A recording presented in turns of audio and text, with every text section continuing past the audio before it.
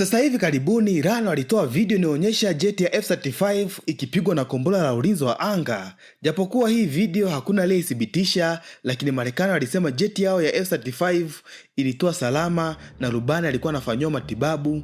Sasa swali kubwa ambalo liliibuka mtandaoni ni kwamba hii jet ya F-35, jet yenye injini moja, iliwezaje kusurvive hili shambulizi bila kuanguka kwenye ardhi ya Iran? Jibu ni kwamba hii jet ilidesainiwa kusurvive kwenye hali kama hii, sababu hii jet ilitengenezwa kwa ajili ya kuwa mbadala wa jeti zingine kama A-10 Warthog. Hii ni ndege ambayo kazi yake kubwa ni CAS, yani Close Air Support, yani kusapoti mashambulizi ya vikosi vya ardhini. Hii inamaanisha kuoperate umbali mfupi kutoka ardhini. Kwa hiyo F-35 ilikuwa inatakiwa iwe na uwezo kama huu. Lakini pia tunajua F-35 ilitengenezwa pia kuwa mbadala wa jeti nyingine ya Marekani. Hii ni F-16, ambayo hii jeti kazi yake kubwa ni kuwinda mifumo ya ulinzi wa anga. Hii ni kazi inayojulikana kama the Wild Weasel kwenye jeshi la Marekani. Sasa utaona haya yote ni mazingira hatari sana kwa jet cooperate, hasa pale inapokuwa inashuka chini kwa ajili ya kufanya mashambulizi. Inakuwa iko hatarini kushambuliwa na manpad,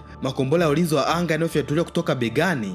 Sasa Lockheed Martin kwa kulijua hilo, waliamua kutengeneza hii jet kuwa na uwezo mkubwa wa kushambulia na makombora ya ulinzi wa anga bila kupata matatizo makubwa, matatizo yanayoweza kuifanya ianguke kwenye eneo la adui. Kumbuka hii jet ni jet ambayo ina teknolojia kubwa sana. Iran wakiipata wanaweza wakauzia Russia pamoja na China. Sasa kwenye matengenezo ya hii jet, Lockheed Martin walifanikiwa kufanya test karibia 25.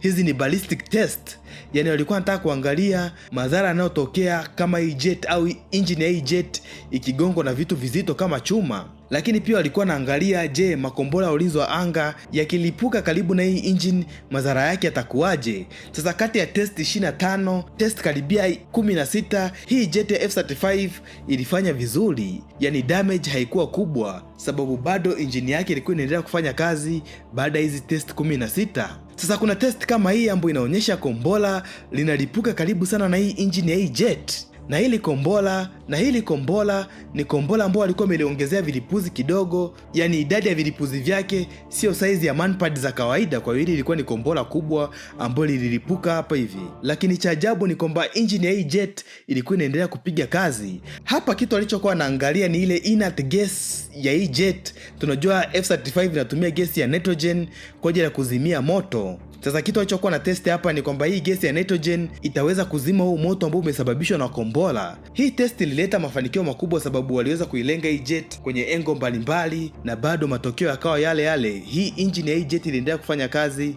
bila shida yoyote ile.